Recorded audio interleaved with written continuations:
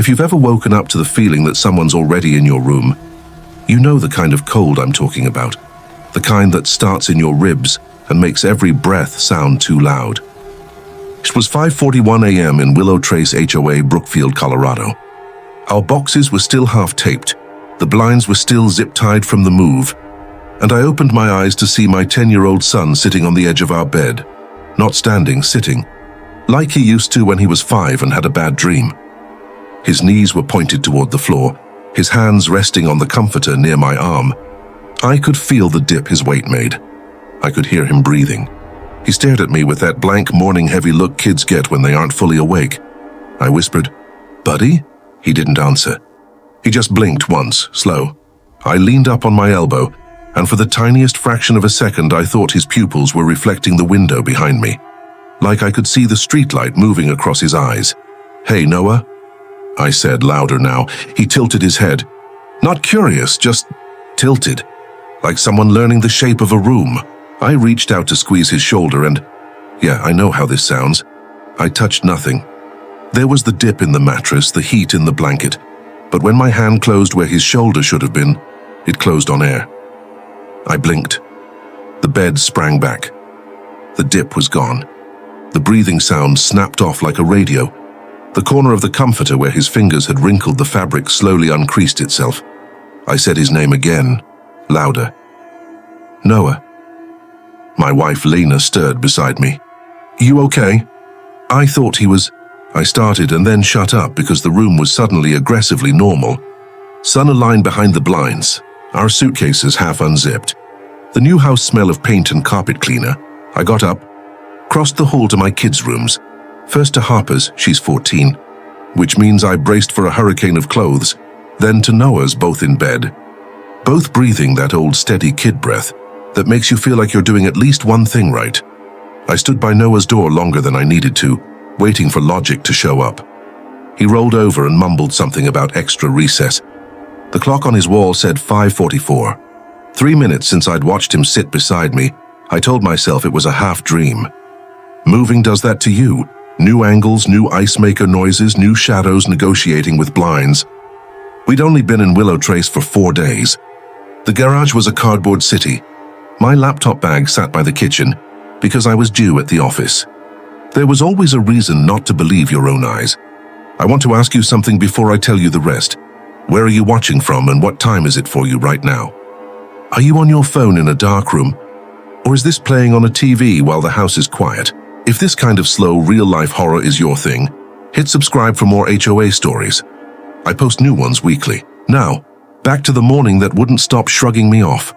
We moved to Colorado to keep a promise we made to ourselves during COVID. A backyard for the kids, a shorter commute for me, an HOA to keep things tidy. That's what the realtor said with a smile that already knew our budget. Willow Trace had the brochures, ornamental trees, a retention pond with a polite path around it, street names that were all plants, Juniper Bend, Aspen Court, Clover Way, and a clubhouse you could rent for birthdays if you kept the noise below a posted number. I'm Ethan Ward. I do infrastructure for a regional telecom, fiber, nodes, the invisible stuff that makes your shows load.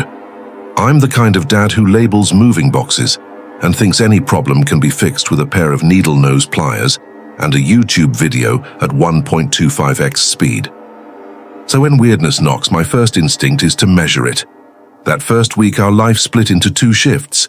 I left early. New boss, new building, new all hands.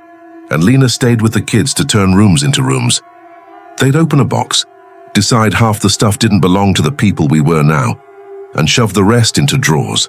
By the time I got home each night, the place looked a little more like us.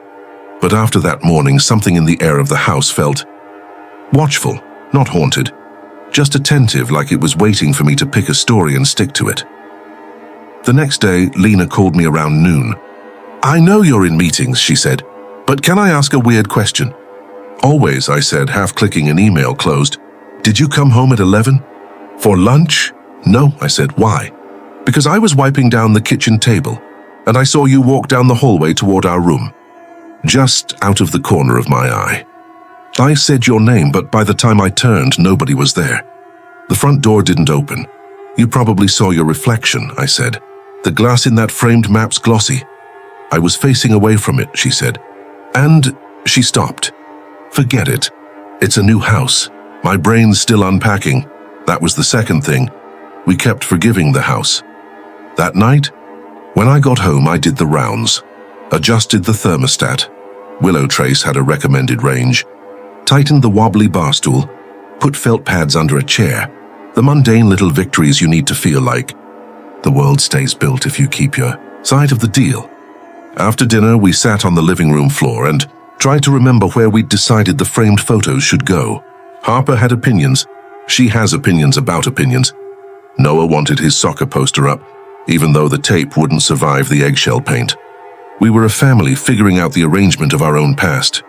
Dad, Harper said, do we have to follow the mailbox rule? What rule? I asked.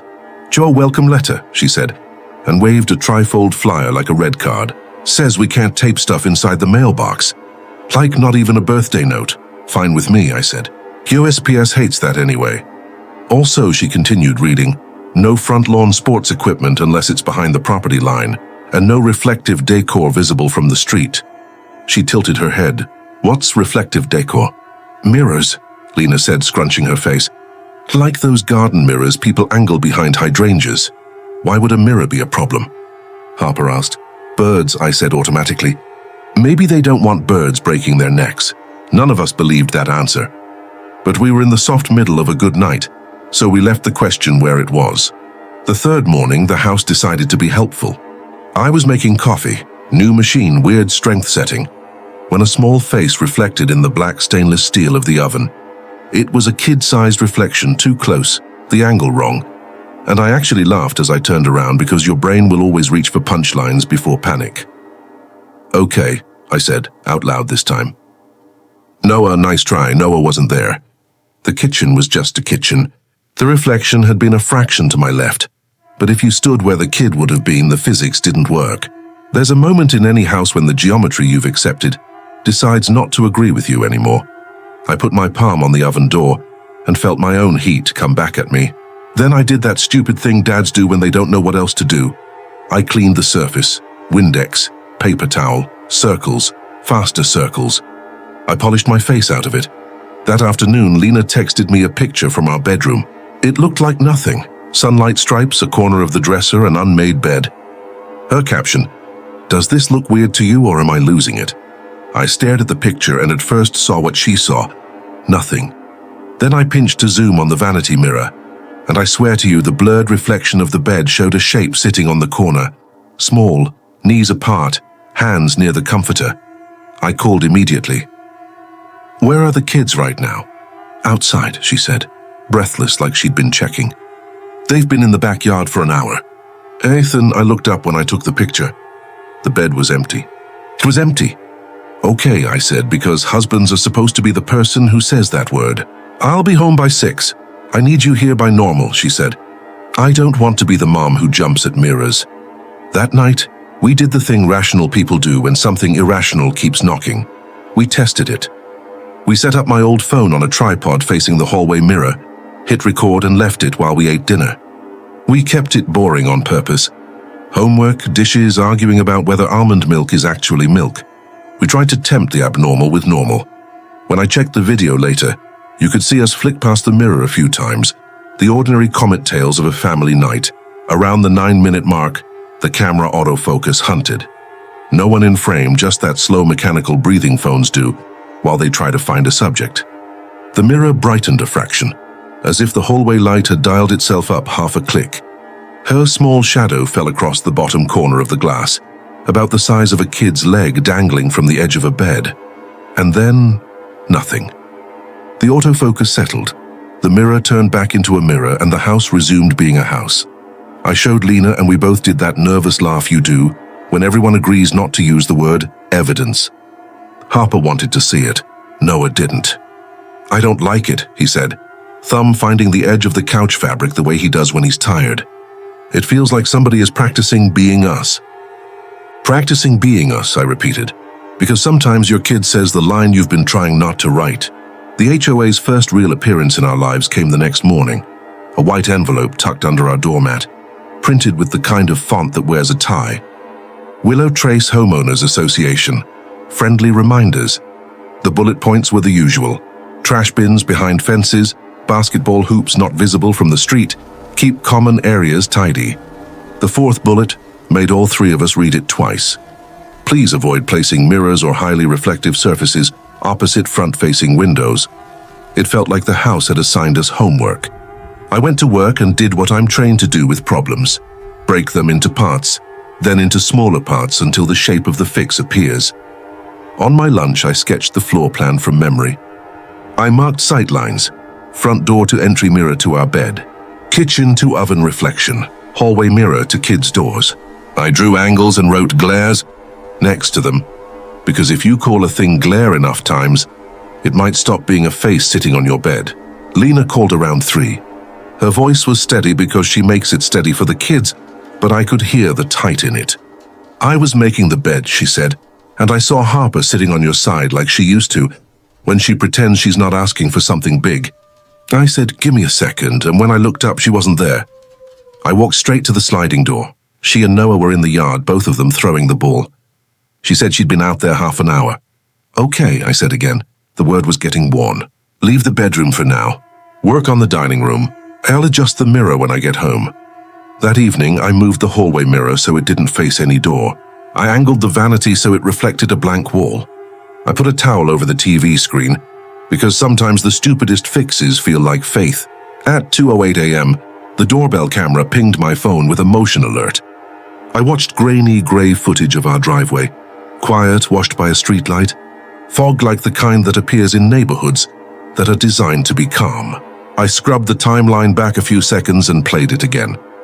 At 2:07:54, a small figure drifted into the corner of the frame, the height of a 10-year-old, the gait too smooth to be a kid awake at 2 a.m., and then drifted back out like someone changing their mind. I went downstairs in bare feet, heart banging. The door was locked. The street was empty. The camera lens had a smear the size of a thumbprint, so I wiped it with my t-shirt and told myself that was the shadow. The next morning, I did the thing I'd been avoiding. I brought it up with a neighbor. There's always one neighbor who knows the bylaws by heart and wears a baseball cap to make it seem casual. His name was Paul. 2 doors down, garage always open. A tidy workbench like a showroom for tools that never misbehaved. You're the Wards, he said, wiping his hands on a rag that didn't need wiping. House with the maple that drops the early leaves. That's us, I said. Quick question. The mirror rule, what's that about? He smiled. Birds, he said. And the way he said it made both of us complicit in not believing it. Also, the board thinks reflections at night can confuse patrol. Motion sensors trip. Cameras see lights that aren't there. Keeps things simple if folks don't bounce light back at the street. Cameras see lights that aren't there, I repeated, filing the sentence where I keep things I don't want to revisit. Paul tapped the HOA decal on his mailbox. You'll get used to the reminders, he said. They keep the place looking like the brochure. On day 6, the house did its worst good trick. It didn't slam a door or turn a light on by itself. It just let me see my daughter in a place she didn't belong, at a time she couldn't be there. I was in our bedroom on my phone, sending a photo of a loose door hinge to the handyman the realtor recommended. So I turned the camera to check the focus, habit, and in the tiny preview I saw what the front-facing lens saw. Harper, sitting where my son had sat that first morning, knees apart, hands near the comforter, head tilted like she was waiting to decide whether to be kind. My thumb froze an inch from the screen. I lifted my eyes. The corner of the bed was empty. I looked back down. In the preview, she was still there, but softer, like the camera couldn't fully commit to believing in her. Her lips moved. I couldn't hear anything. I lowered the phone until the lens pointed at the carpet and lifted it again. The screen showed only me and a gray square of wall. I set the phone down like it weighed too much and walked straight to the backyard. Harper? I called too loud. Noah! They both looked up from their game, ball mid-arc, sunlight on their faces.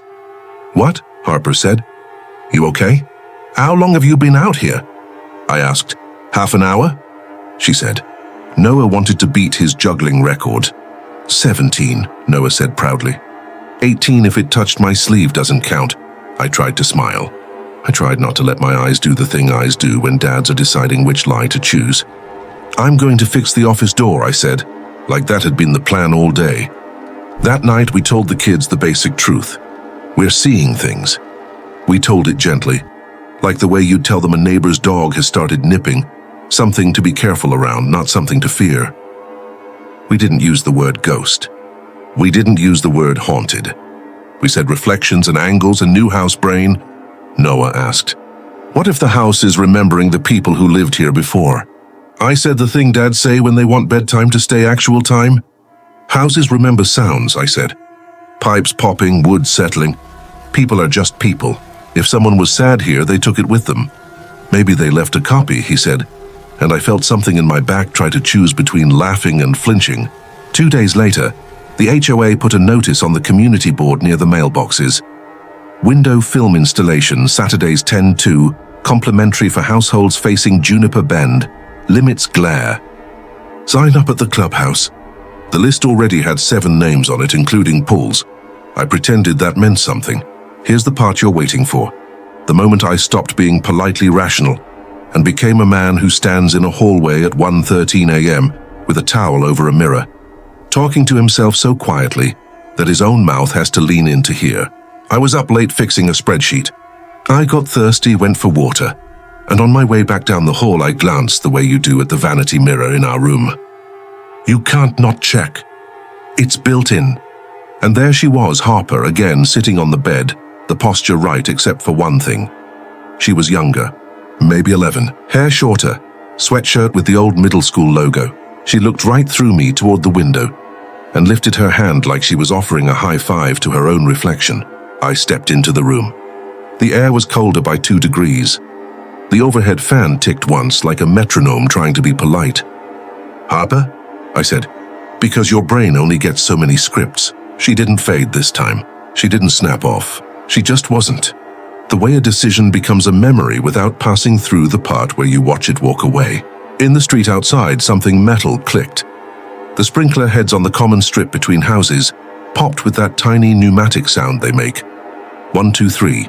Then the soft hiss of water turning the grass into a receipt for dues paid. I slept on the couch. Lena didn't ask why in the morning, because in marriages you each get 10 things you can do without being cross-examined. At breakfast, it finally wasn't just me and Lena and the kids not naming the thing. The house raised its hand.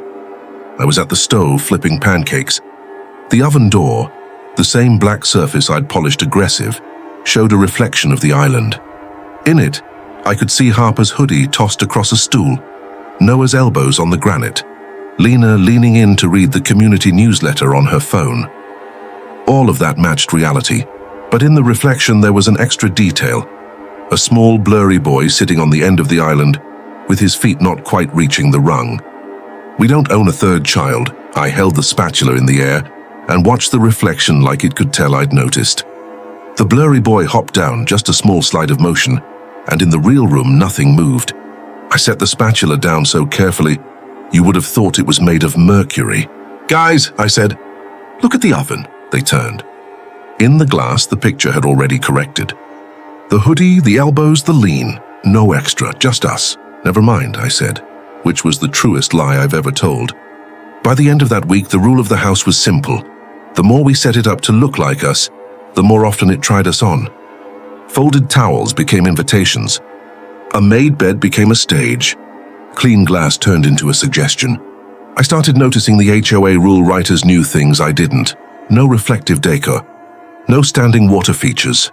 No front-facing glass furniture. I read the bylaws like a person reads an old map, finding the missing bridges and wondering who removed them. We tried ignoring it. We tried meeting it halfway. We tried humor and then we tried quiet. But it kept happening. Always small. Always within reason's reach. Never harmful. That's why I'm the one telling you this. Not because it attacked us or scratched walls or threw plates. Because it behaved. Because the house kept its hands to itself and still managed to touch everything. When you live in a neighborhood run by an HOA, you expect a certain level of polite intrusion. The kind that comes in envelopes, not footsteps. But the morning after I called the office, Willow Trace felt like it had leaned in to hear us breathe. It was Saturday. The air was thin. that kind of dry Colorado morning where sunlight has edges. I stood on the porch sipping coffee and noticed something new. Small round silver stickers on the corner of several windows up and down the street. Each sticker read Inspected Alignment Phase 1. Our house didn't have one. I told myself it was just maintenance, something the board was rolling out. But when you've already started doubting mirrors, stickers start looking like labels on reality. At 9:17, a white SUV with the HOA logo parked in front of our house. Lena opened the door before I could put the mug down. "Mr. Ward?" a woman said. She was maybe mid-50s, short silver hair, pressed polo with Willow Trace Association stitched over her heart. "Mrs. Calloway," she introduced herself. "President of the HOA." She smiled in that way people do when they've practiced it for years. Not warmth, not cold, just the shape of permission. "I understand you've had some concerns?" I nodded slowly. "You could say that." She stepped inside without waiting. Her shoes didn't make any sound on the hardwood. I noticed that first. "I like to meet new families personally," she said. "Willow Trace is all about alignment. That's our word here." "Alignment," Lena repeated. Mrs. Calloway smiled wider. "When one house reflects the others properly, everything functions smoothly." I laughed once quietly. "Reflects?" "Lighting, decor, even energy flow. We take it seriously. Some of our newer residents misunderstand and assume we mean uniformity." "And what do you mean?" I asked. "Continuity," she said. "The idea that a neighborhood can look seamless, like one long house with many hearts beating inside." I didn't like how that sounded, but Lena's polite reflexes kicked in. "That's a nice philosophy." Mrs. Calloway walked to the hallway mirror. "This, for example," she said, running a finger along the frame. "It's facing the front window. That's a feedback loop. At night, if the lights align just right, patrol footage will read duplicates." "Duplicates?" I said. "Reflections," she corrected too fast. "Harmless. But we encourage people to turn mirrors toward interior walls. Less interference that way." Lena and I looked at each other. She smiled at Mrs. Calloway like a parent pretending not to flinch. The woman made a note on her clipboard and turned toward me. "I see your doorbell camera. Good model. Keep your firmware current.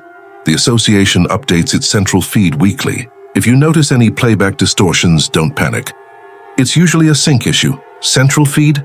I asked. "You mean all doorbell cameras connect to the HOA?" She blinked once like I'd spoken out of turn. "Only for security. The terms are in your onboarding packet. The system learns light patterns to optimize detection." "Detection of what?" "Movement," she said. "Sometimes light behaves like movement." Then she smiled again, the kind of smile that ends a conversation. Before leaving, she peeled a small silver sticker from her clipboard and pressed it to our window. "Now you're part of the alignment," she said. When the SUV pulled away, Lena exhaled like she'd been holding air for minutes. "Did she just tell us we're synced to a neighborhood camera hive?" "She told us not to panic," I said. "Which means panic," she said flatly. That night I decided to check for myself. I opened the HOA portal link from our welcome email, something I'd ignored until now.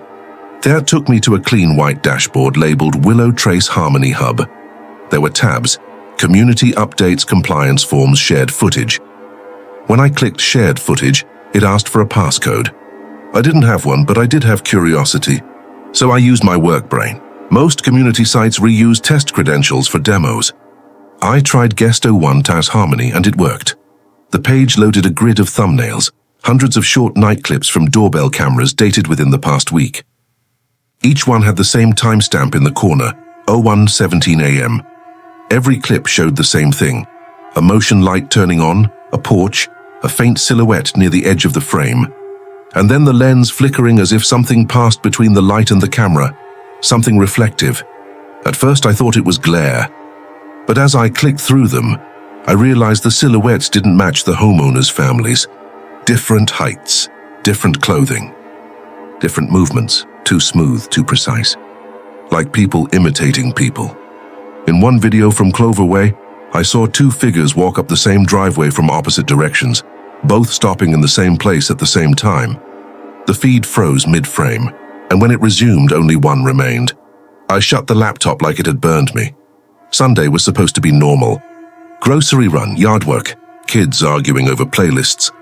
Lena wanted to repaint the hallway. She said she needed something that felt ours. Noah and Harper helped move furniture while I taped the edges.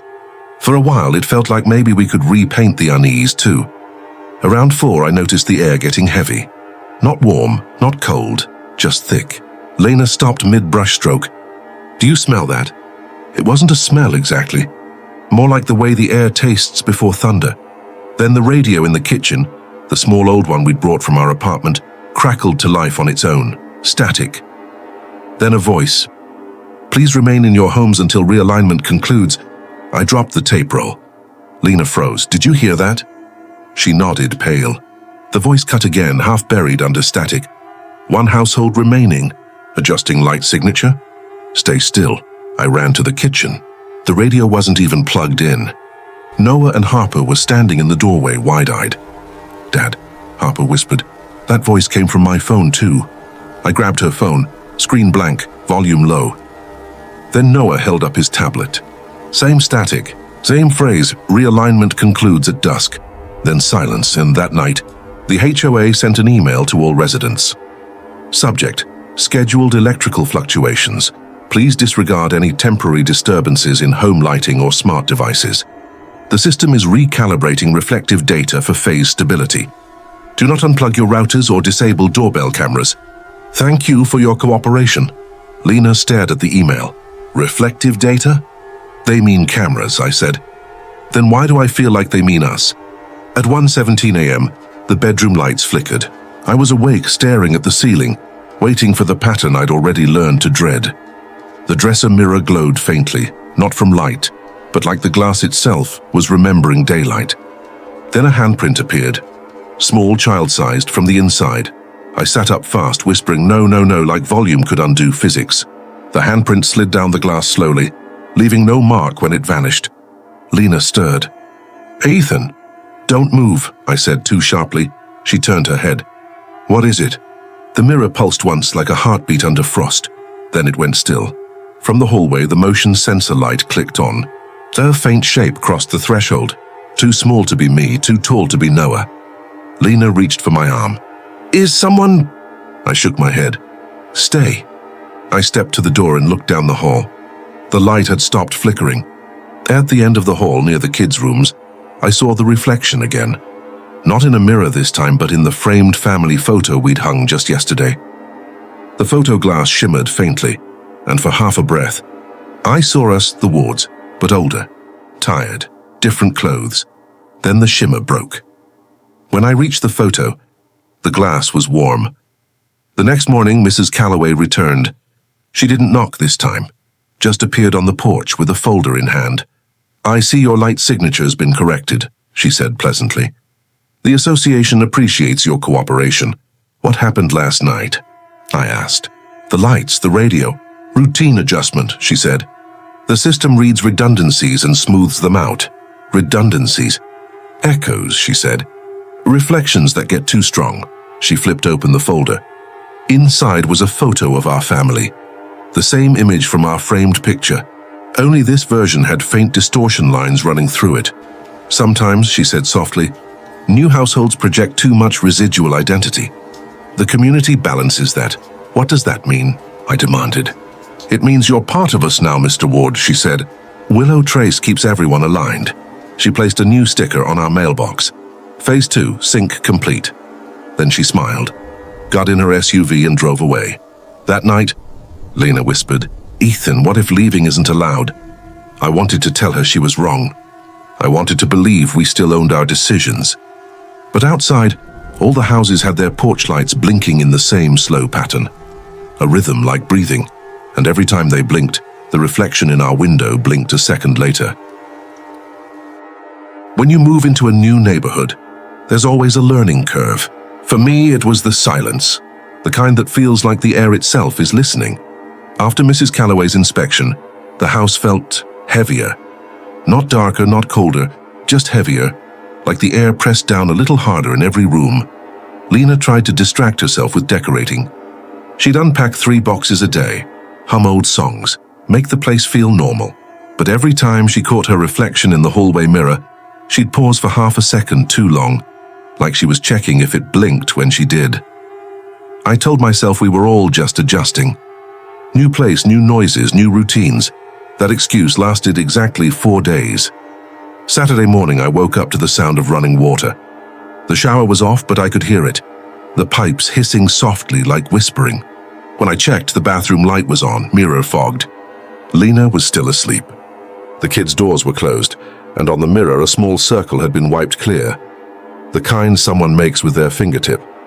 Right in the middle was a faint, perfect handprint, too small to be mine. That evening we were eating dinner when Harper said it again. "Dad, the mirror in my room moves when I'm not looking." I laughed. "Moves how?" "Like it changes what it's showing. Like it switches rooms for a second." I wanted to tell her that wasn't possible, but then she said something that froze me mid-bite. "It showed you once. Standing in the hallway. But when I turned, you weren't there." That night I decided to check every corner of the house, just to prove to myself there was nothing wrong. I checked doors, windows, locks, all fine. When I came back to the living room, the doorbell camera light was on, blinking red. I hadn't touched it. The motion alert on my phone said, "Visitor detected at 1:13 a.m. I opened the app expecting wind or a cat. Instead, I saw someone standing halfway up the porch steps. The image was grainy, but the shape, the shoulders, the build, it looked like... There the figure turned slightly toward the camera. Same jacket I'd worn earlier that day. Same shoes. Then the porch light flickered, and the man walked up to the door. Not toward it, but past it, out of frame. Like he knew exactly where the blind spot was. The clip ended. When I replayed it, the timestamp changed. 1:17 a.m., same time every strange thing in this house seemed to happen. The next morning, I told Lena what I saw. She smiled politely, but didn't believe me. "Oh, you're just exhausted," she said. "You've been on edge since we moved here." Maybe she was right. Still, that night I deleted the camera app from my phone. It didn't help. At 1:17, the front porch light turned on by itself, and this time from our bedroom I could see a shadow under the door. Not moving, just standing there. The following day, Mrs. Calloway showed up again. She didn't even knock. Just walked up with her usual clipboard and a smile. "Routine follow-up," she said. "Some residents have been reporting light disturbances. We're adjusting outdoor sensors." I asked, "Do your sensors record people?" She hesitated, the first time I'd ever seen her unsure. "They record presence, Mr. Ward. Light, sound, movement. And sometimes, what the house remembers." She pressed another silver sticker to the doorframe before leaving. It shimmered faintly in the sunlight, like a mirror trying to breathe. That evening, Harper refused to sleep in her room. She said she kept hearing someone walking around upstairs. Slow steps, pacing the ceiling right above where we sat. Noah said he saw Mom standing in the hallway, after she'd already gone to bed. Lena told me not to scare the kids with my talk about reflections, but I hadn't told them anything. They were seeing it too. 2 nights later, I decided to face it. I went out on the porch with a flashlight and stood there waiting. The neighborhood was dead silent. No wind, no crickets, just my own breathing. I aimed the light at the driveway, empty.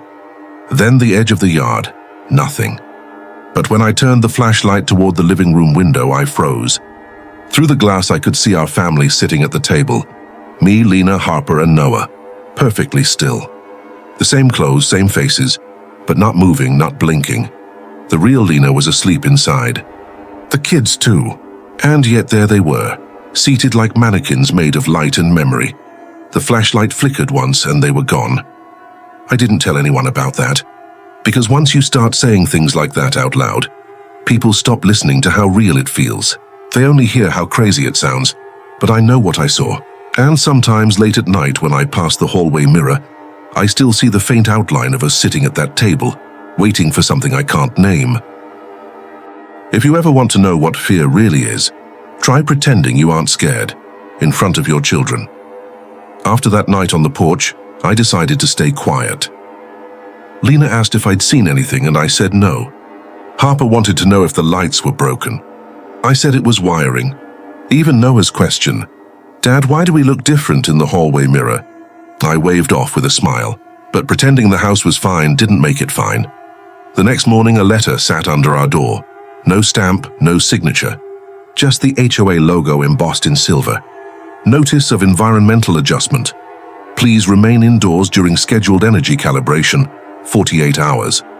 Exiting the community during this period may cause data inconsistencies. I showed it to Lena. She frowned. Data? What kind of HOA uses the word data? I think they mean power lines, I said, though I didn't believe it. She laughed, short and nervous. Ethan, we're leaving this place. I'm serious. The word leaving hung in the air like a challenge. That evening, I packed a single bag, just in case. Documents, phone chargers, kids' birth certificates, a few clothes. We hadn't even owned this house for a month, but it already felt like it owned us. At dinner, I said it casually. Maybe we take a short trip. Visit your sister. Just a weekend. Lena looked at me like she'd been waiting to hear it. Tomorrow morning, she said. Harper smiled for the first time in days. Even Noah whispered, can we stay at a hotel? It felt almost normal again. For an hour. At 2:15 a.m., I woke to a faint buzzing sound. Not from the phone, from inside the wall behind the headboard. A steady vibration like a small motor running. I pressed my ear to it. The buzz had rhythm. 2 long hums, 1 short. Then silence. Then again Morse, and I knew what it was saying because I looked it up the next morning. Don't. When the sun came up, we loaded the car. Lena double-checked the kids, their bags, the locks. I made coffee we didn't drink. We were halfway down the driveway when Mrs. Calloway appeared from the left, walking briskly in her neat blue blazer. Going somewhere? She asked through the window, her tone sugar-sweet. Family trip, I said. Just a few days. Her smile didn't move. Oh, that's unfortunate timing. We're finalizing your integration today. I'm sorry, our what? Integration, she repeated. Every new household participates. Flight calibration, safety checks, the usual. Leaving before completion may affect property stability. I forced a polite nod. We'll risk it. She leaned closer. Mr. Ward, Willow Trace has a very strict exit clause. Did you read your paperwork? No one reads those, I said. Perhaps you should have. Then she turned, walked up our driveway, and placed a silver sticker across the front door. Pending inspection, do not enter, Lena whispered. She can't do that. That's illegal, right? I started the engine. We're about to find out, we drove. The first few turns out of the neighborhood were fine. Same empty sidewalks, same trimmed lawns. But when we reached the main exit gate, it was closed. There was no guard, no keypad, just a metal bar and a security camera pointing straight at us. I pressed the intercom. A voice crackled through, calm, genderless. Residents of Lot 23, please return home. Integration not complete. Lena's breathing picked up. Did they just say our address? I reversed the car, heart pounding. No one came. The streets were still empty, but every house now had its porch light on. All at once. Perfectly timed. We parked back at the curb. The kids stayed silent. Harper looked out the window and said, Dad, I think the houses are watching us. I didn't answer because I was watching too. Across the street, curtains shifted. Not like someone moved them, but like the fabric itself took a breath. That was when Lena's phone buzzed. A new email notification from Willow Trace Association. We appreciate your cooperation. The system registers hesitation as instability. Please resume normal domestic behavior. Phase 3 begins tonight. She threw the phone onto the seat. What system? We never signed up for this. Pack light, I said. We leave on foot. We waited until midnight. The neighborhood looked asleep. No cars, no dogs barking. Just the hum of electricity somewhere far below the ground. I told Harper and Noah to put on sneakers, carry nothing that made noise.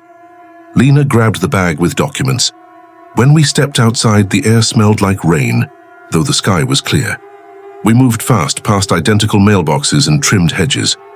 Each house we passed looked empty, until one light flicked on behind a curtain, then another and another like dominoes. By the time we reached the corner, every porch light was glowing. The street was washed in pale yellow, but no shadows appeared, ours or anyone else's. Noah squeezed my hand. Dad, are we the only ones left? I didn't have an answer. We reached the gate again. This time it stood half open. No voice, no hum, just stillness. We crossed the threshold like escaping a dream. Lena whispered, keep walking. Don't look back, we didn't, not until the next morning. When the sun was up, and we were 3 towns away at a roadside diner, exhausted but free, or so I thought. The waitress poured coffee, smiled and said, you folks from Willow Trace? I looked up sharply. How'd you know? She shrugged. You've still got the sticker. I frowned, touched the side of my jacket, nothing there. Then she pointed behind me, toward the diner's window. The morning light hit the glass and I saw our reflection sitting in the booth. Only the reflection wasn't us now. It was the four of us exactly as we looked when we'd moved in, fresh, rested, smiling, and the reflection raised its coffee cup a second later than I did. If there's one thing I've learned about fear, it's that it doesn't end when you cross a town line. It just starts wearing paperwork. We stayed the first night at a budget motel off the Interstate, one of those places where the ice machine sounds like distant thunder, and every door on the second level echoes when it shuts. The kids were asleep inside 15 minutes, burned out from the sprint, the not looking back, the way your lungs keep running after your legs stop. Lena took the first shower and stayed under the water long enough to make a steam room out of a bathroom the size of a closet. I sat at the little desk by the window, watching our sedan out in the lot like it could drive itself home without telling us. When we left Willow Trace, I thought we'd escaped an atmosphere. By morning, I understood we'd left behind a system. Systems don't like quitting. At 7:12 a.m., my phone chimed. An email from our homeowner's insurance provider. We noticed a change in your address on file. I hadn't changed anything. 30 seconds later, a duplicate email, this one stamped confirmation. By 7:20, a text from the mover we'd used 3 weeks ago. Final delivery confirmation received. Thanks for choosing us. I turned the ringer off and stared at the motel art on the wall. A print of aspens in summer, white trunks, clean lines. Someone else's idea of Colorado. Lena came out of the bathroom wrapped in a towel, her wet hair leaving commas on her shoulders. We need to call my sister, she said. She'll let us stay. We can pretend it's a surprise trip. Maybe we just tell the truth, I said. Her eyes went soft and hard at the same time. Which truth, Ethan? The one with mirrors? I didn't answer because it wasn't a fair question. We don't get to tell other people our fears in the tents we prefer. We ate breakfast in the motel lobby, waffles shaped like the state, bananas just bruised enough to taste like memory. The TV mounted in the corner showed a local morning show. Every 10 minutes, the weather scrolled. Every 15, the news repeated itself with new phrasing. At 8:03, a real estate segment ran for a minute about hot neighborhoods inside the metro ring. The anchor smiled at a graphic of 3 subdivisions. The third one wore a name I already didn't like to see on screens. Willow Trace, Phase 3. Turn it down, Lena said quickly, as if the kids were learning a new swear word. We packed the car again and drove 2 hours west to Greeley, where Lena's sister, Mara, lives in a plain ranch with a yard that will always need exactly as much mowing as you can give it. On the way, I called my boss. I told him we had a family situation. I'd work remote a few days. He said take the week, then asked kindly whether we liked the new place. I told him it was quiet. Mara hugged us all at the door with the kind of hug that forgives you for not calling first. Stay as long as you want, she said, and meant it. The kids went straight for the den to see the dog. Lena carried our one bag down the hall to the guest room and came back with her mouth set, like she'd remembered how to do hard things. By noon, the ordinary had stopped pretending we owned it. 2 certified letters arrived at Mara's address with our names on them. The return address read Willow Trace Association. She raised her eyebrows. How does your HOA know my house? I didn't say what I was thinking, that a place that insists on continuity doesn't recognize elsewhere as meaningfully real. We opened the envelopes at her kitchen table. Inside each, the same letter, 2 copies of a form and a glossy insert that looked like a resort brochure. If resorts find you for the wrong kind of wreath. Notice of non-compliance. Exit procedure. Dear Ward family, our records show you have attempted to vacate your lot prior to completion of integration. Please note, para 4.12 of the Willow Trace Covenants, Conditions and Restrictions, CC&Rs. All households must complete Phase 3 before property access, listing, or transfer. Attempted exit before Phase 3 constitutes environmental instability. To avoid penalties and protect your investment, please schedule your final alignment inspection within 72 hours. Failure to do so will result in fines and potential legal action. Willow Trace Association.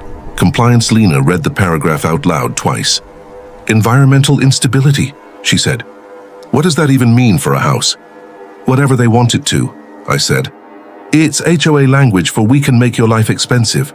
The glossy insert showed a stock photo of a smiling family on a porch that looked suspiciously like ours, only cleaner. The bullet points beneath said "stay the course, maintain routine, trust the process." It wasn't a letter. It was a tone. Mara put a hand over Lena's. "We'll get a lawyer," she said. "It's a neighborhood with delusions. They can't stop you from leaving." "Lawyers cost money," I said, "and time." I didn't say what else they cost. Explanations with fewer adjectives than feelings deserve. We decided to lie low for a day. People will let you leave if you look like you're staying somewhere else. In the afternoon, while the kids watched a movie with the volume low, I pulled up our mortgage portal on my laptop.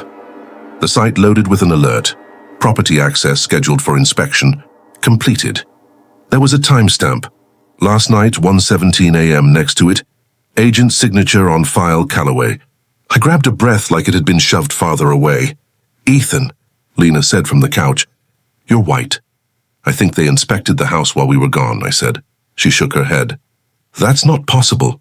"They don't require possible," I said. "They require compliance." I clicked through to the Documents tab and found a PDF labeled Phase 3 Checklist. The page was mostly boxes, all checked. Exterior consistent. Entry compliance. Interior staging verified. Mirror reduction applied. At the bottom, a line for signatures. 2 names appeared in small print beneath a scroll I didn't recognize. Mine and Lena's. I touched the screen like I could smudge the ink. "And we didn't sign anything." "They forged it," she said. "Or they scanned it from something else," I said, and immediately knew the words didn't matter. Whatever mechanism, the effect was the same. The house had been declared ready, and we had been made to agree. I closed the laptop and went out back. The dog followed, old enough to choose sun patches by memory. I sat on the steps and listened to the small noises that make a yard honest. A neighbor's rake, a plane too high to see, the way a screen door denies the word gentle. I wanted to call the police. I wanted to call a reporter. I wanted to call the version of me that wasn't learning how to be afraid without evidence. My phone rang instead. "Unknown number, local exchange, Mr. Ward." A bright voice said when I answered. "Yes, this is Laurie with Harmony Homes Realty. Congratulations, your property has been selected for priority listing." "We're not listing," I said. "Oh," she said, smiling through the consonants. "There seems to be a small mix-up. The association forwarded a listing order. We can delay if you prefer, but you should know the market is extremely favorable for—" "We're not listing," I repeated. "No one can show that house." "Of course," she said. "I'll mark it staged for photos only." "Such a beautiful space you have. The kitchen island photographs like a dream." "Have you been inside our house?" I asked. "Only virtually," she said quickly. "We use community stills. Don't worry, privacy is very important to us." Her keyboard clicked. "I'll send over a temporary hold notice. 48 hours, okay? Send it to my email," I said, and ended the call before the sound of my own voice made me angrier than helpful. I told Lena, and she sat very still for a long time. "They're already replacing us," she said. "We're still breathing and they're replacing us." That night we ate early and pretended the dining room was ours. Harper drew in her sketchbook, lines tighter than usual. Noah tried to teach the dog to shake, as if loyalty could be downloaded. When everyone started yawning, Mara made up the guest room for the kids and brought Lena a glass of water like it was medicine. I lay on the pullout in the den and tried to make friends with the springs. Around midnight, the house got the kind of quiet you can hear. I got up, checked the lock on the back door, and stood at the window long enough for the glass to choose which side of me to keep. The yard was a rectangle like every yard I've ever liked. The neighbor's motion light near the fence came on, showing nothing at all but a path a cat might have taken. I told myself I was half asleep when I saw it. And I stuck with that story, because sometimes survival is a category in your head. In the reflection in the window, for less than a beat, I saw me turn to the right while my body stayed facing forward.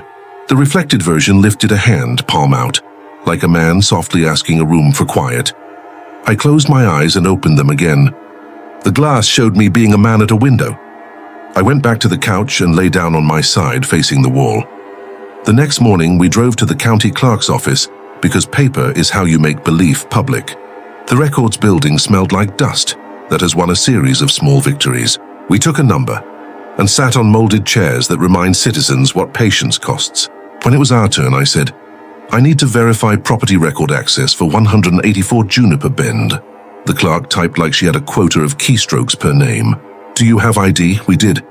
She compared, then turned her screen slightly. "Lot 23 Willow Trace. Active, restrictions on transfer, phase 3 required. Note, integration in progress." We slept badly. The way the den's couch springs pressed into my back became a metronome for a long song I was trying to learn the words to. Around 3, I woke to someone whispering my name exactly the way my mother used to wake me up when I'd fallen asleep on the floor with a book. I sat up too fast and saw only furniture doing its job. At dawn, the emails began again. A new one from the realtor. Staging complete. Draft listing attached. I didn't open the attachment. The subject line was already too much like a verdict. An email from our bank. Fraud alert. Recent $0 authorization at Harmony Homes photo. The kind of transaction companies use to test a card before charging real money. And at 7:03, a polite note from Willow Trace Neighborhood Wellness. "We missed you at our Tuesday meeting. Hope you're finding your rhythm. Here are some tips for families feeling out of phase." The bullet points were the kind of advice that makes you feel alone correctly. Keep routines, use consistent lighting, avoid moving large mirrors after dusk. I stood in Mara's driveway with coffee that tasted like decisions and watched 2 kids ride by on scooters in helmets bigger than their brains. Their mother walked 6 steps behind with a tote bag full of snacks and rules. Somewhere a lawnmower started exactly on purpose. It felt like the world proving the word normal still had a budget. "Let's go back," I said to Lena that afternoon, quietly enough not to frighten the room, "for 1 hour. We take what we need.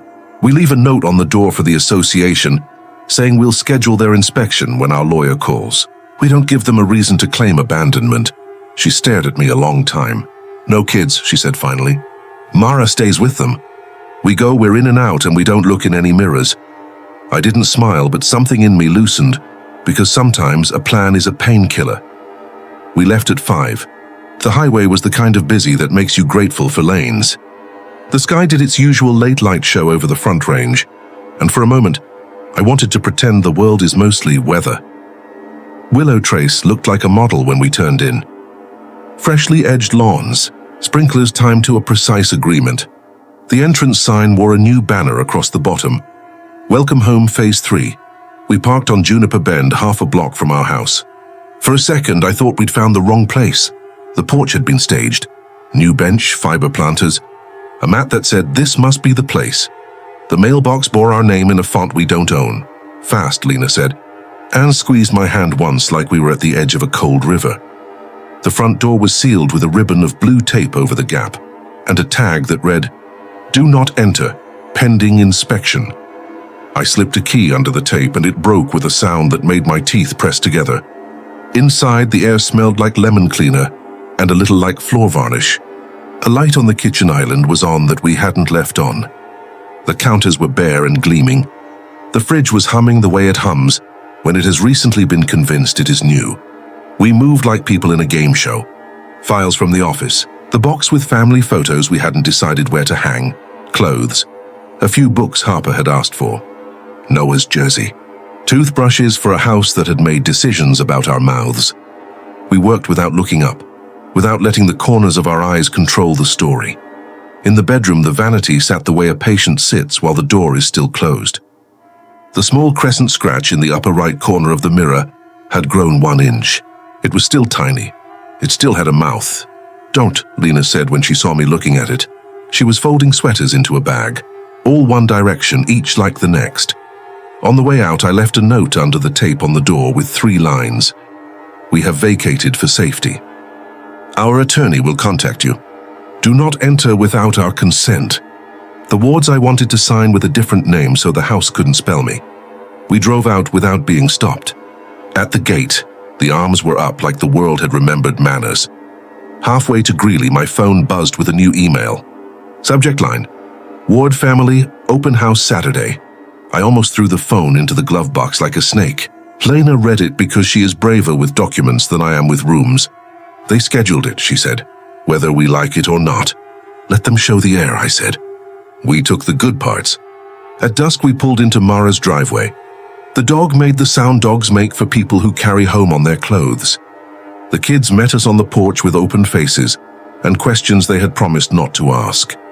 After dinner, while the kids brushed their teeth again because clear routines make children taller, I stood at the hallway mirror and looked for the crescent scratch. It was gone. For a second, a short, helpless second, I missed it.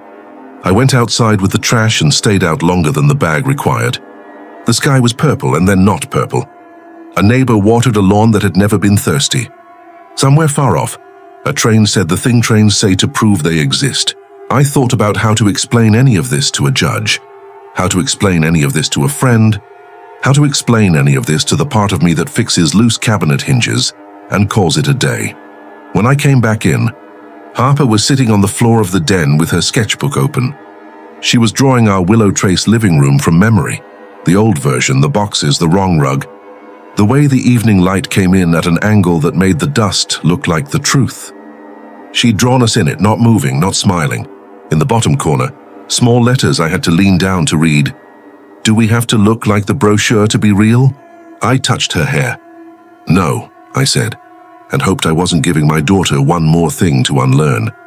That night, none of us slept very much, but we pretended. Around 1:17, because of course, my eyes opened on their own. In the dark of the den, the TV was off, and still managed to be a rectangle of opinion. In the black glass, I could see a faint, pale version of the room. For the length of a held breath, 4 figures sat at our old table in the old house. Hands folded, eyes down, waiting. They weren't threatening. They weren't pleading. They were practicing. I lay back down and counted my heartbeats against the couch springs and decided I would tell you the rest in the order that it happened, because that is how people like me keep breathing. We list. We label. We leave when we can. And tomorrow, if tomorrow lets me, I will call 3 lawyers and 1 reporter, and the building inspector who stamped a seal on a neighborhood that asks families for more than dues. If you're watching this and you know anyone, whoever lived on Juniper Bend in Willow Trace, tell them we're not crazy. Tell them the open house is on Saturday. Tell them to show up and look in the windows when the realtor smiles. Tell them not to blink first, because I have a feeling that's the part nobody tells you about these places. It isn't the fines or the flags or the planting schedules. It's the way they teach you which version of yourself to keep, and how quickly your name looks the same on paper, even when you're already somewhere else. I used to think horror was what happened when you stayed too long in a bad place. Now I know it's what happens when strangers start visiting that bad place and act like they belong there.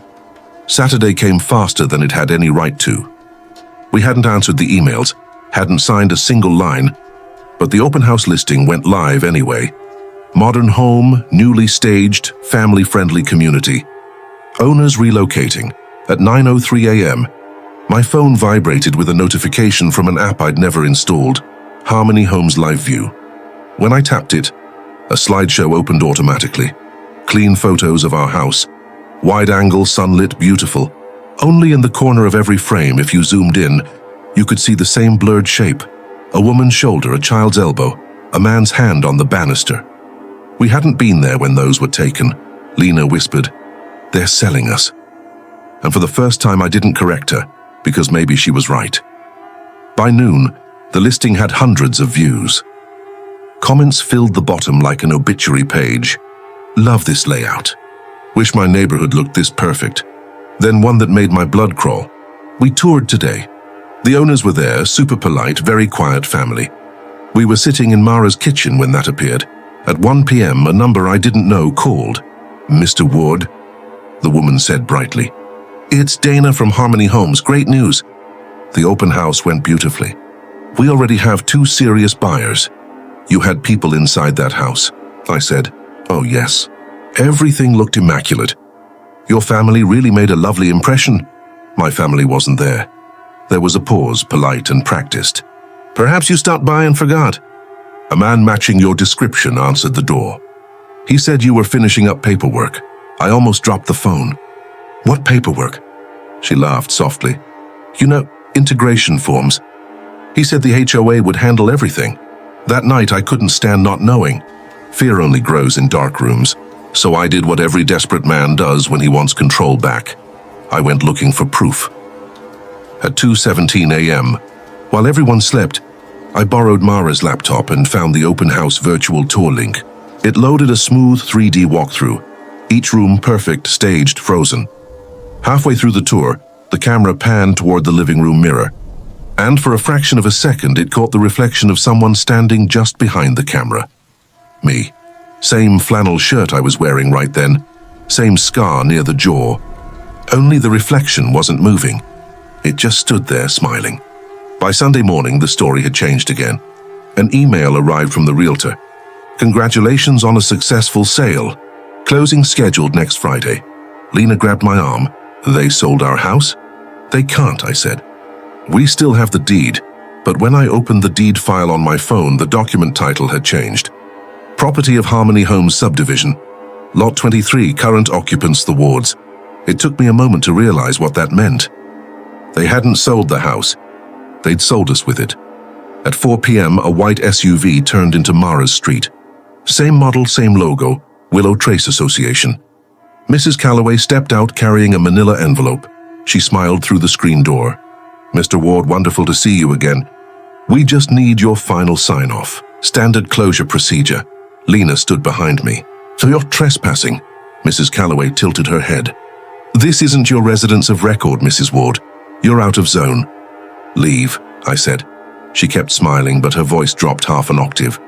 Ethan, all we need is your acknowledgement. Otherwise, we'll have to enforce continuity. I shut the door. Outside, she stayed on the porch for a full minute before walking back to the SUV. When she drove away, I saw another vehicle pull up to our old house in the background of the street's reflection, a minivan full of strangers, holding a flyer that said open house 2 p.m., 5 p.m. That night, we argued in whispers so the kids wouldn't hear. Lena wanted to call the news. I wanted to call the state attorney's office. But what do you say? Our neighborhood is staging versions of us? There's no form for that. At midnight, Mara's motion light turned on. She went to check, then called softly down the hall. Ethan, you'd better see this. I looked through the curtain. 3 for sale signs stood in her yard, perfectly aligned like they'd grown there overnight. Each one bore a small logo at the bottom, Harmony Homes. Each had our address crossed out and replaced with hers, and under each, in fine print, integration in progress. Mara whispered, What does that mean? It means, I said, it's spreading. The next morning, the neighborhood Facebook group exploded. New posts from people across town claiming their houses had appeared listed online without permission. Different names, same photos. Different HOA, same logo. Same faint shimmer in the mirrors if you pause the video long enough. And in every listing description, one identical line. Current owners cooperative and in excellent standing with the association. I shut the laptop and looked at Lena. We need to tell people what this place really does. She nodded. Tears held tight at the corners of her eyes. How? We start with the ones who came to our open house, I said. Because if they saw us there, maybe they can still tell the difference. When you lose a home, you expect the absence to be loud. What I didn't expect was for the house to keep answering the phone. By Tuesday morning, the online listing had changed from for sale to under contract. No buyer's name, just the tag, Harmony Homes Verified. The comments disappeared overnight, replaced with a new header. Community privacy settings applied. I found the cached version though, screenshots taken by strangers before the wipe. One username caught my eye, alindsay.inreal.life. Her comment read, Met the husband during the showing. He seemed tired but nice. Told me the school district was good. That was enough to find her. A quick search led to a real estate discussion board. Middle-aged teachers, couples downsizing. The harmless architecture of normal life. I sent her a message. Hi Lindsay, this is Ethan Ward. You toured our house on Juniper Bend last Saturday. Could we talk? She replied 6 minutes later. Oh hi, sure, I love that place. Are you taking backup offers? No, I typed. I need to ask what you saw, another pause. Then everything was perfect. You and your wife did an amazing job staging. The kids were adorable. My throat tightened. Lindsay, I wrote, and we weren't there. She sent a laughing emoji. You're funny. We chatted about the sunroom. You said the light in the afternoons makes the walls hum. Beautiful expression, by the way. I stared at the words makes the walls hum. That was my phrase. Said once to Lena while unpacking the first week we moved in. No one else could have known it. Can we meet? I asked. I don't usually meet sellers before closing, she wrote. But maybe coffee? Tomorrow. The next day we met at a cafe off Route 34. She was early, mid-40s, kind face, a tote bag full of real estate printouts. When I walked in, she waved like we were old neighbors. I hope you don't mind, she said. I brought my agent. A man in a grey blazer turned from the counter, holding 2 lattes. He smiled too smoothly. Ethan, right? I'm Gabe Riley, Harmony Homes Realtor. The logo on his badge was the same eye-shaped H from every envelope the HOA ever sent. I sat down anyway. Lindsay, I need to ask, when you toured Juniper Bend, who let you in? You did, she said simply. You opened the door, and what did I say? She thought for a second. You said, welcome back, Gabe smiled. Mr. Ward, I think what you're experiencing is a little overlap.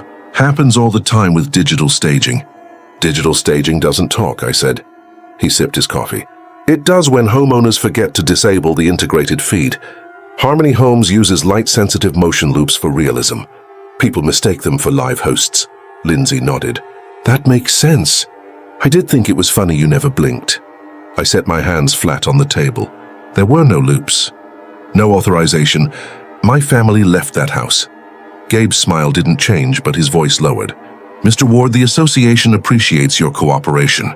Let's not create confusion for potential buyers. Confusion? I echoed. He slid a folder across the table. Sign this non-disclosure, and Harmony Homes will handle everything. You'll receive a relocation stipend. I didn't touch it. What if I don't sign? His expression didn't shift, but the tone turned metallic. Then the neighborhood may file a claim for instability. They can argue residual interference, very messy legally. Lena's voice replayed in my head. They're selling us. I stood. Enjoy your coffee. As I walked out, Lindsay called after me. Mr. Ward, when do you move back in? The association said the owners always stay local. That evening, I found the courage to call the county recorder's office again. The clerk, a different one this time, sounded distracted. Lot 23, oh yes. Closed Friday morning. Buyer occupied. That's impossible, I said. I own that house. She hesitated. Sir, the record shows a Ward family as current residents. I'm Ethan Ward. Yes, she said slowly. That's what it says. By the next morning, the street view on the county assessor's website updated. The new photo showed our house. Same paint, same porch. But the people on the lawn weren't us. A man stood by the mailbox waving at the camera. From the grainy pixels, I could still tell. The way his shoulders tilted left, the crease near his chin. It was me. Lena didn't want to see it. She was packing again. Clothes, documents, toothbrushes that still smelled like motel soap. We're leaving the state, she said. Anywhere else? Mara's not safe either, I told her. The signs started appearing on her street. She looked at me like I was confessing a crime. Then where, Ethan? I didn't answer because the truth was smaller than hope. I opened my laptop again. Someone had uploaded a new video to the Harmony Homes channel, Willow Trace Success Story. It was a montage, families waving, children biking, Mrs. Calloway cutting a ribbon. At the end, a title card. Meet the Wards, are pioneers of Phase 3. Our faces filled the screen. We were smiling, standing on the porch, bathed in perfect afternoon light. The audio played our voices, edited from old neighborhood videos. We love it here. Everyone's so connected. Lena covered her mouth. That footage, where did they get that? I don't know, I said, though I did. Everything we'd ever recorded, every camera we'd ever owned, every reflection the house had kept. The next day, a man from a local news station called. We're doing a piece on the Harmony Homes expansion, he said. Your name came up in public records. Mind if we interview you? For a second, I almost said yes. Then I remembered the real estate agent's voice. Non-disclosure. The system didn't threaten people. It invited them to behave, not today, I said. He laughed. No worries. We've already talked to your wife. At night, when sleep won't come, I scroll through listings in other states. Harmony Homes is there too. Same logo, same phrases. Stay the course. Maintain continuity. Trust the process. Different towns, same houses. Sometimes the families in the photos look familiar. Once I swear I saw Harper's blue sneakers by a swing set. Lena says maybe we should stop looking. Let the lawyers handle it. But the lawyers don't live in mirrors. Last week I got an email from an address I didn't recognize. Subject: Welcome back, resident orientation packet. The first line read, "We're thrilled to have you home." Attached was a map of Willow Trace, with a new street added at the edge, Ward Lane. And there, under future developments, our names were printed again. Only this time there were 5. You don't always notice a silence the moment it arrives. Most of the time it slips in the back door and sits in the corner like an unpaid bill. But some silences move differently. They listen. After the open house and the emails and the threats hiding in brocaded HOA language, Lena and I stayed at Mara's house for 3 nights and 4 mornings. The kids were clumsy with freedom, sleeping on floors, discovering new hiding places for crackers. For a while, being away felt like a reset button. It felt like breathing. On the 4th morning, while the coffee machine gurgled and the dog snored behind the couch, Lena found an envelope under the room's door. White, cheap stationery, a return address she hadn't recognized at first, Juniper Bend, Lot 23. She handed it to me without a word. The way she held it made the paper look heavy. Inside, there was a single photograph folded in half and a newspaper clipping from 1997 with a headline about a small house listed for auction after a foreclosure. The paper smelled like bleach and old ink. I opened the photo. The frame filled my hands. The Ward family on a porch I recognized too well. Only the picture was grainy in a way that time makes grainy, heavy with age. The clothes were out of fashion by 2 decades. The father in the photo had my shoulders and the same small scar near his chin. The mother had a certain tilt to the smile Lena sometimes caught in photos of me when I was younger. And the 2 children looked like echoes of Harper and Noah. The boy's grin was the boy I knew, only softer, older, younger, all at once. "I thought we destroyed every copy," Lena said quietly. "You think the realtor printed family photos?" I asked. "Why send them to us?" She touched the dog-eared corner as if it might bite. "Maybe someone keeps the old families," she said. "Like a scrapbook." "Or a warning," I said. "Or a prank. People do weird things. But there was a thing you discover when you live through too many small coincidences. The more you call them coincidence, the smaller the word gets until you're naming fear with the empty words that remain." I took the clipping to the living room table. The article talked about a house sold at auction, its new owners listed as a young couple who'd moved in for the summer. There was a line about neighbors describing odd overlaps of movement, at dusk and of previous occupants' things, appearing on porches. The article ended with a quote from a neighbor who called the place stubborn, like a well-bred mule. That afternoon I drove back to Willow Trace. Mara objected. Half the objections were her voice, saying she didn't want the kids alone, but she also packed a sandwich for me and wrote my number on a post-it in case I lost my mind. She knows me enough to believe in the ways worry can spread if you leave it untended. The block smelled like the cheap kind of trim, fresh paint and lawn clippings. The stage lights of the open house had been taken down, but the "for sale" sign remained like a polite accusation. I stood on the sidewalk and looked at our porch, as if a house could be embarrassed. The photo in my pocket warmed my thigh like an angry coin. I walked the perimeter slow, the way you check old wiring. The front yard had one of those solar lanterns now, and a pair of outdoor cushions folded like letters on the bench. 2 people passed by pushing a stroller, and did not look at me as if I did not exist. They were not unkind, merely aligned. I made my way to the side window, not the one I used to check for late cars, but the smaller one near Noah's old room. It reflected the block, the maple tree, a shadow of a neighbor pruning. When I saw my face in the glass, it looked tired in a way I hadn't expected. A reconstruction of economy lines. I took a breath and leaned close, not to peer but to test. I wanted to see whether the face behind the glass was my face or a memory wearing my face. For a moment, the glass offered me a child, a boy with the same grin as Noah's, looking off to the right, at something I couldn't see. My throat closed. I leaned back. The reflection corrected itself, and I was a man again, forehead wet. The sky leaned in, and it felt like someone was reading over my shoulder. I knocked on the side glass with the sound you make when you want a dog to know you are friendly. No one came. That evening, I found Paul on his stoop, trimming a hedge with exacting patience. He looked up when I approached and nodded like the neighborhood machine did, whenever anyone else trod the ritual path. "You shouldn't be here," he said without preamble. "Why?" I asked. "It's public." "Not for long," he said. He put the shears down and wiped his hands on his jeans. "You want to know the truth? Come sit for a minute." We sat side by side on his stoop. He took a moment to light a cigarette and then put it out. The small ceremony made me feel like we'd stepped into a past that still had manners. "You ever hear of a house that keeps faces?" he asked. "A house keeps faces," I repeated. He nodded. "Not keeps, it shows, it borrows. People see their things where they shouldn't be. They see a child from another year. They think they're looking at themselves. Then they realize it's someone else wearing the shape. Folks leave because home feels wrong enough to be unsafe." "Is that what happened to the other families?" Paul tapped his knee. "Most of the folks who walked out wrote it off as stress, or the heat, or a leak in their head. But there's one thing I'll tell you.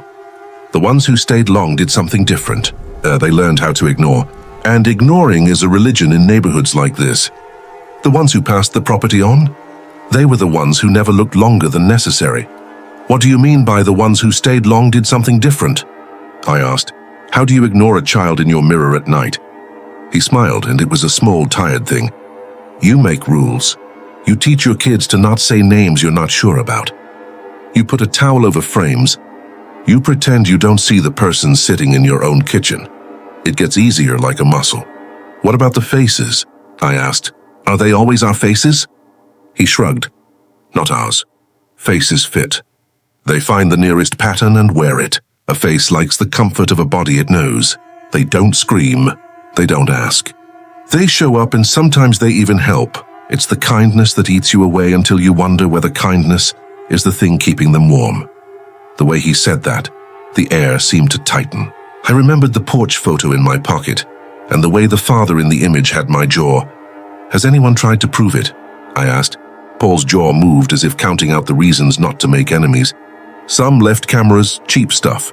But cameras don't like these kinds of things. They always catch a blur or a reflection that looks too neat to trust. Others called ministers, doctors, social workers. None of it stuck. In this town, people are tolerant until they aren't." "That's not helpful," I said. He huffed. "Helpful is a word for new homeowners." I walked back to our house slowly. The porch light felt like a sentinel. For a long minute, I watched as someone, not me, not anyone I knew, moved through the dining room in the shape of a shadow. He paused. He held something, a ceramic bowl, a small domestic object. He looked up as if listening. The head was angled in a way that made me think of a face wearing my father's laugh. I returned to Mara's later that night with the photograph on the passenger seat, and I told Lena everything I'd seen.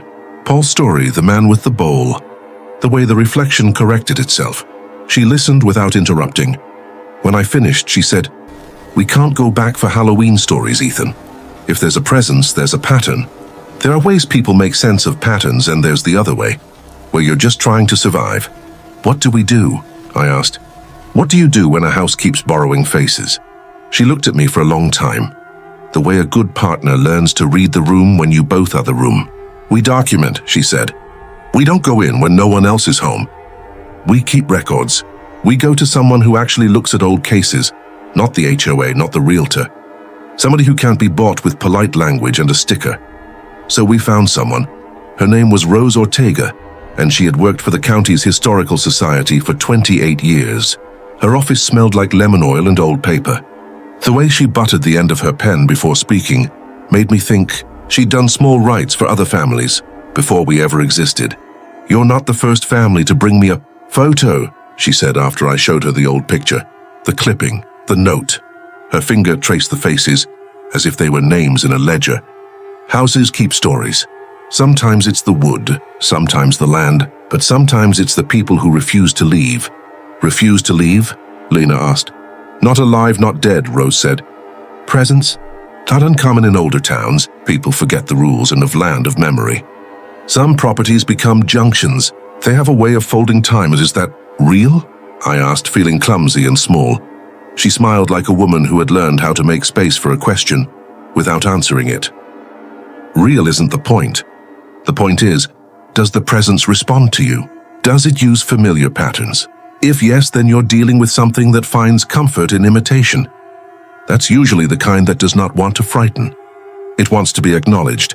Then why does it make people leave? Lena asked. Because imitation is a conversation, Rose said. And sometimes the imitator keeps rehearsing the role until the original gets tired of saying lines. People who stay either join the rehearsal or teach the house better lines. She paused then, and the pause was the kind you get before someone tells you a rule your childhood should have taught you. One more thing, she said. These presences have a sense of pattern. They're stronger where family cycles happen, births, weddings, deaths. If a home has had multiple returns under the same surname, that name becomes like a string the presence can pull on. I thought of the photograph, the repeated name on the deed copies. I thought of the newspaper clipping with stubborn, as if the adjective itself had decided to move in permanently. How do you stop it? I asked. Rose looked at me, then out the window where an old oak had lost half its leaves. Stop what? The show? The sight? The comfort? There are things people do that make it quieter.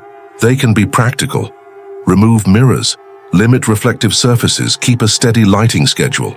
Those are tactics, not solutions. People also leave offerings, food, a chair, a plate with a name. You can get into those loops and see how it goes. She smiled, but the smile had the edges of someone who'd watched good intentions turn into patterns. We tried towels and covered frames, Lena said. It kept happening. Covering hides the door, Rose said softly, but doors are where attention focuses. You want the house to have less to imitate, not less to look at. I left Rose's office with handouts, local cases, references to ministers and folklorists who treated such things like ordinary civic problems, a list of families who had left, and someone to call who'd been told their stories at the bar. The list read like a phone book for the lost.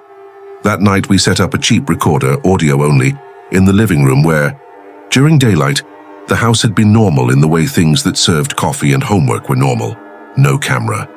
Lena didn't want anything in the room that could be explained by pixels. We wanted sound.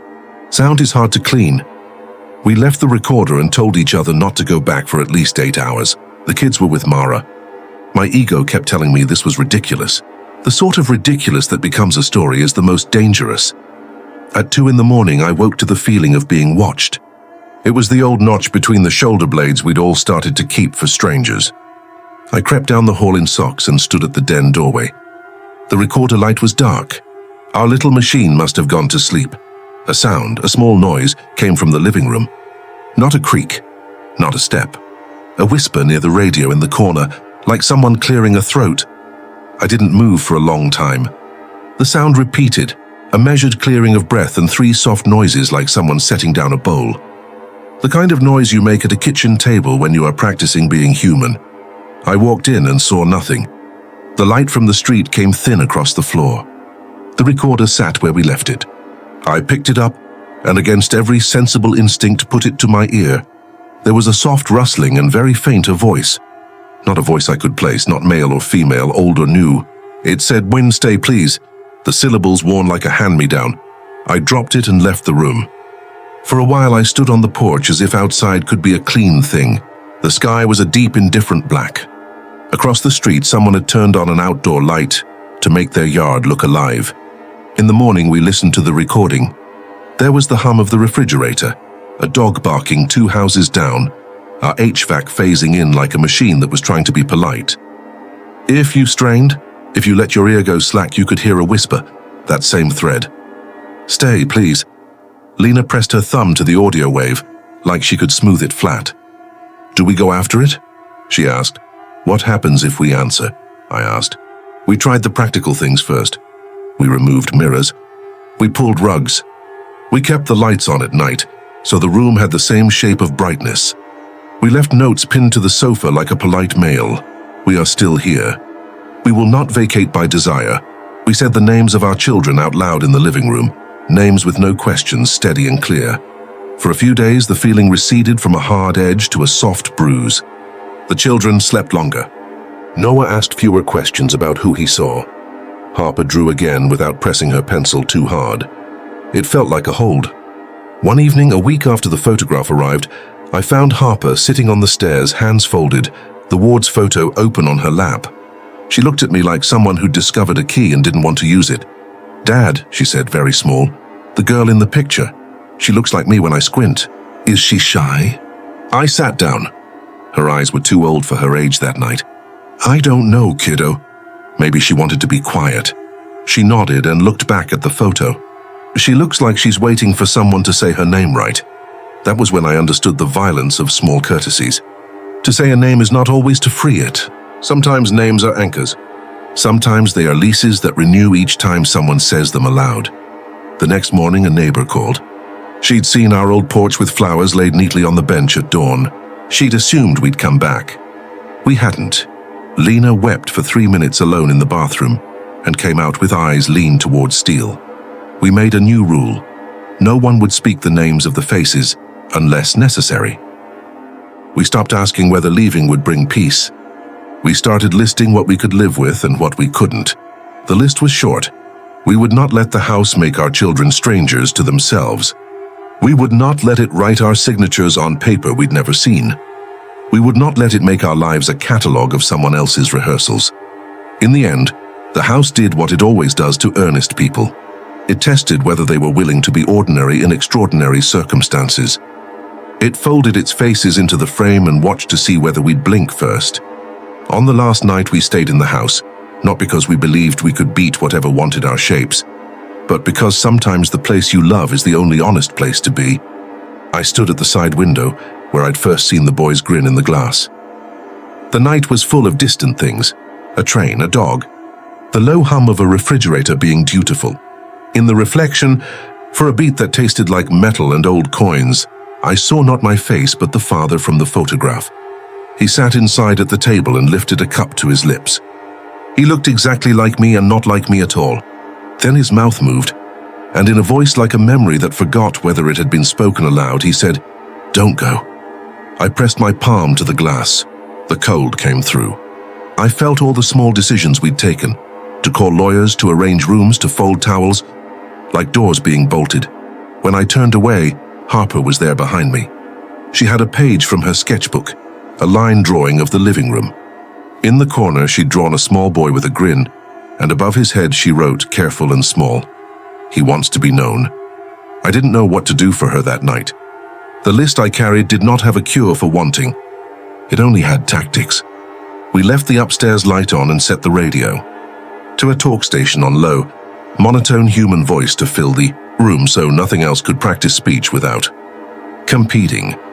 We left the house the next morning with bags and a plan, and a mouthful of things to say to lawyers, journalists, and neighbors. We left the photograph on the mantel because there was nowhere else to leave a thing that looked like a warning and a prayer. When the car pulled away, I looked once at the window. In the reflection, a man stood at the table and looked up at us, not angry, not pleading, just someone who had decided he belonged to the furniture and would practice applause until he learned to be louder than the porch lights. I thought, in that last breath of the street, that whatever this was, and whether folklore, grief, or a kind of memory that taught itself to walk, it did one practical, human thing very well.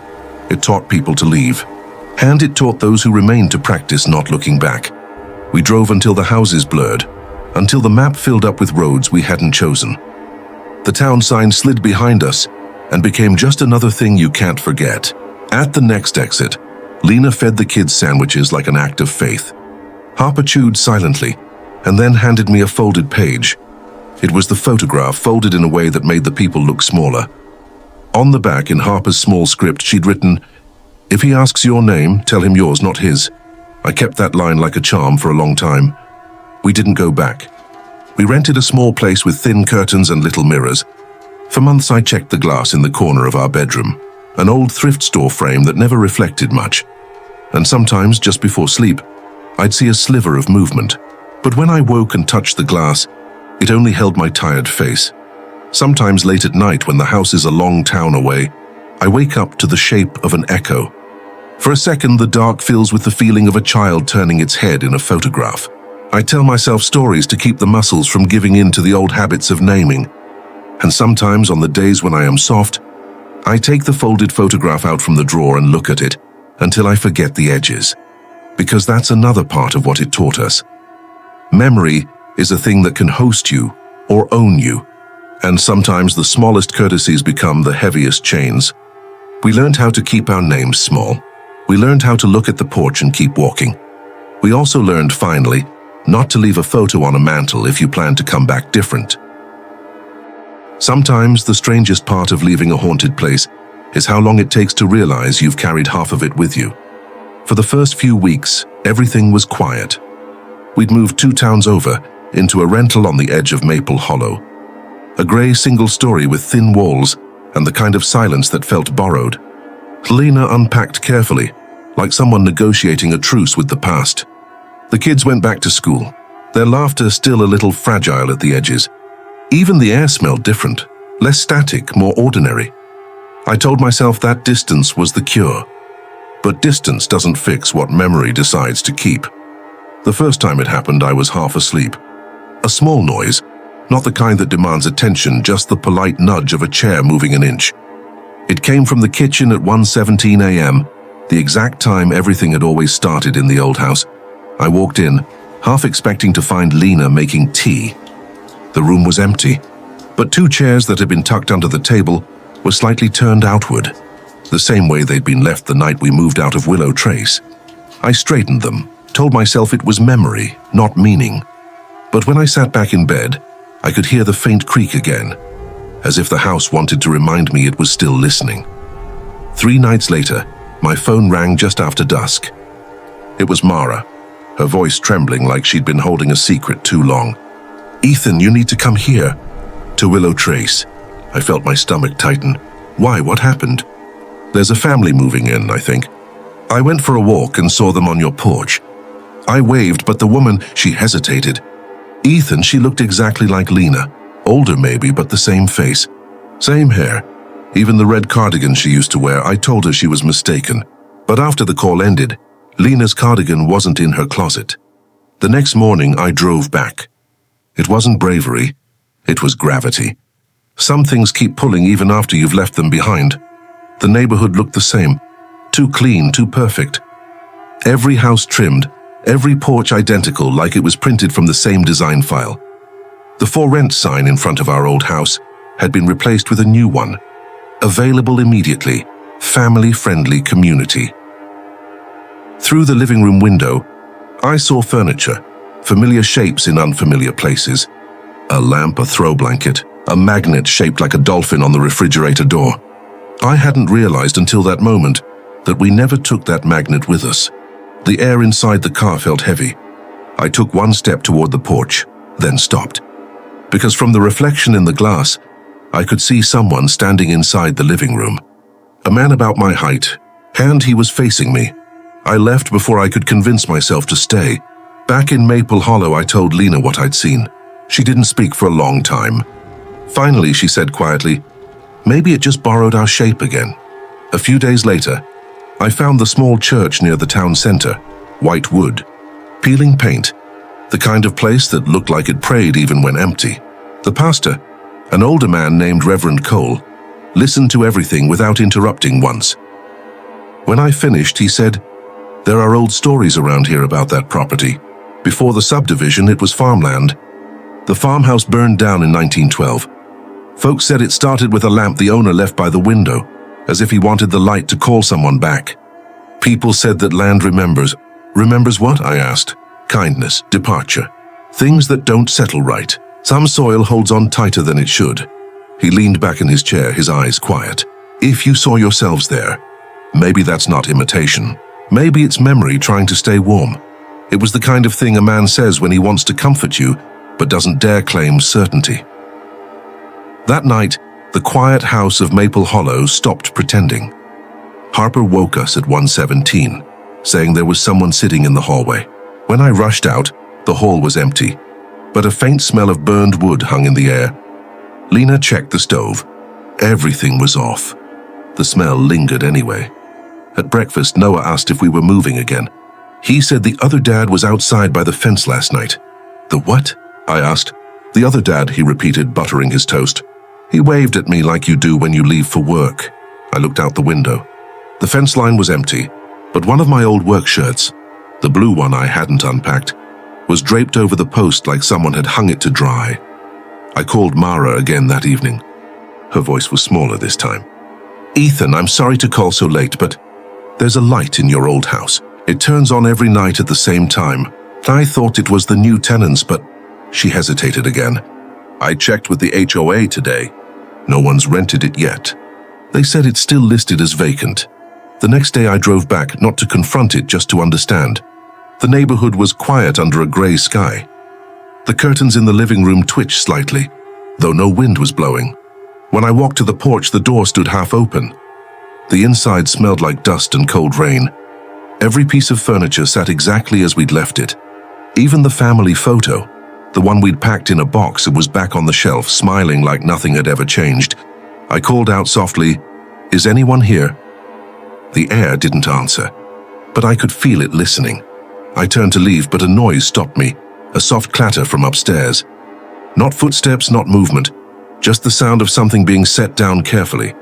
I went up. The master bedroom door was open. Inside, the dresser drawers were half open, clothes folded neatly inside, the same way Lena had packed them months ago. And on the nightstand sat the old porch key, the one I'd thrown away when we left. The window reflected my face, but just behind me, faint and hazy, another figure stood, slightly older, eyes downcast, wearing the same jacket I had on. It wasn't dramatic. It wasn't fast. It was patient. I didn't move.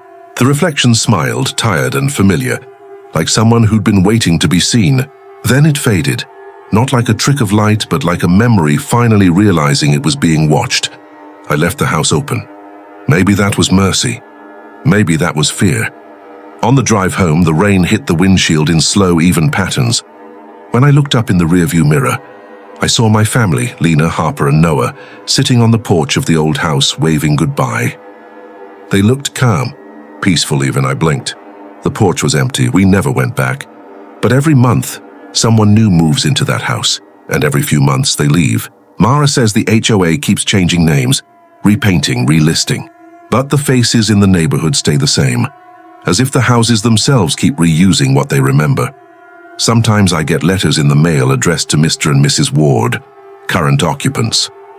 There's no return address, no stamp, just that same handwriting from the old HOA notices. Inside, the notes always say the same thing: "Please leave the porch light on." It's strange how easily a story becomes a habit. Months passed before I realized we still checked the porch light every night, even though that porch belonged to someone else now. Lena did it first, a small glance toward the window before bed, her eyes tracing a lamp that wasn't there. Harper followed, asking if she could keep her nightlight on. And Noah, quiet as always, made sure the hallway bulb stayed warm through the dark. Maybe it wasn't superstition. Maybe it was a promise none of us had ever agreed to break. We'd settled into a rhythm in Maple Hollow. New routines, new corners to forget things in. The walls were thin enough to let in the neighbors' laughter, the sound of their old dog scratching at the fence, all the lovely noise of ordinary life. But ordinary doesn't always mean free. Every so often, the mailbox would hold an envelope with no stamp, no return address, just our names in that careful, looping script: Mr. and Mrs. Ward, current occupants. Inside, a single slip of paper, the same message every time: "Please leave the porch light on." Lena would fold them quietly and slide them into a kitchen drawer. Neither of us ever threw them away. I think part of us understood. Those notes weren't for us alone. They were reminders that something somewhere was still awake. One evening in early autumn, I came home late from work. The sky was low and gold, the air thick with that first bite of rain. As I turned into our street, a light caught my eye from miles away, and too bright, too steady. It came from Willow Trace. I don't remember deciding to drive there. The wheel just turned itself. The highway blurred under the tires like a dream speeding backward. By the time I reached Juniper Bend, the world had gone colorless. Gray road, gray sky, gray houses sleeping in their perfect alignment. And at the end of the lane, our old house stood waiting. Porch light on. It wasn't nostalgia that stopped me in front of it. It was recognition. The kind that happens when you see yourself in a photograph you never took. The paint looked new again, white trimmed with sage. The grass had been mowed in sharp patterns, too neat for real hands. And yet the doormat still said, "Welcome home." I had left that mat behind. I remember because of the small burn mark near the corner, shaped like a question. Through the window, a faint glow spilled across the living room. The furniture had changed, but the shadows hadn't. I could see a dining table, 4 chairs, a small lamp. It looked like a scene from a life paused mid-sentence. I should have left. I should have driven away and let ghosts have their quiet dinner. But the porch light flickered, once, twice, and that felt like someone saying my name. The door opened when I touched it. No resistance, no creak, no drama. Just a sigh. The air inside smelled the same, rain and burnt wood. It felt like stepping into a photograph that hadn't finished developing. Every sound was thick, muffled by time. I walked to the kitchen first. The counter was bare except for a single mug, chipped at the rim with a faint coffee ring inside. The same mug I'd left drying the night we packed. Next to it, a folded piece of paper lay face down. I turned it over. "Please leave the porch light on." Only this one was written in my handwriting. Upstairs, the hall was darker. The air thinned as if the house were holding its breath. I stopped at Harper's old room. The door was half open. Inside, the walls were bare, but on the floor lay one of her drawings, a sketch of our family sitting at a table. This one had 5 figures now, 4 familiar ones, and a 5th drawn in faint pencil at the edge of the paper. A man standing outside the window, hand raised in a small wave. I whispered her name before I realized I'd done it. The sound went nowhere, swallowed by wood and paint. I put the drawing back exactly as I'd found it. In our old bedroom, the air carried a hum, low and constant, like a fridge that forgot to stop running. The window reflected the porch light from below, and there, in the reflection, I saw them. Lena sat on the edge of the bed, hair tied back, her face calm. The kids played quietly on the floor, Harper with crayons, Noah stacking something invisible. They weren't ghosts. They weren't even looking at me. They were simply living in a space that had kept their outlines. I reached out. The glass was cold, like the first day of winter. "Is this what you wanted?" I asked the room, no answer. Only that steady hum. Then softly from behind me a voice said, "You came back." I turned up and saw myself. Older maybe, or just more tired. He stood in the doorway, hands in his pockets, as if weighing how much of this moment belonged to which of us. His eyes were kind and terribly sad. "You kept it warm," he said. I nodded, not trusting words. He looked past me to the mirror, to the family inside it. Then back at me. "They don't leave unless someone stays," he said. And then he was gone. Not vanished, just stepped out of the frame like a man leaving a photograph. I went downstairs and stood in the doorway one last time. Outside, the rain had stopped. The porch light flickered again, once, twice steady. I whispered, "It's okay now." When I reached for the switch, the bulb hesitated, glowing softer, as if thinking about it. Then it dimmed, until only a faint halo remained. I closed the door but left it unlocked. Some doors don't need locks. They just need permission. The drive home was quiet. Halfway down the highway, the dashboard clock read 1:17 a.m. Lena was awake when I got in. She didn't ask where I'd gone. She just looked at me and said, "It's finally out, isn't it?" I nodded. She smiled the way tired people do when they've finally stopped running from a storm. Then she went to the window, pulled the chain on our porch light and switched it off. For the first time in months, the dark felt clean. We still get the letters sometimes. Same handwriting, same line. But now when I open them, I just read the words and let them rest on the table. I don't fold them. I don't hide them. Because maybe some lights aren't meant to guide us home. Maybe they're there to help the house remember who it once kept safe. And every now and then, when I drive past Willow Trace, the sky soft and the road empty, I can see that porch light burning again in the distance. Not bright, not haunting. Just there, steady, patient. The kind of light that knows you're watching and promises to keep the way open.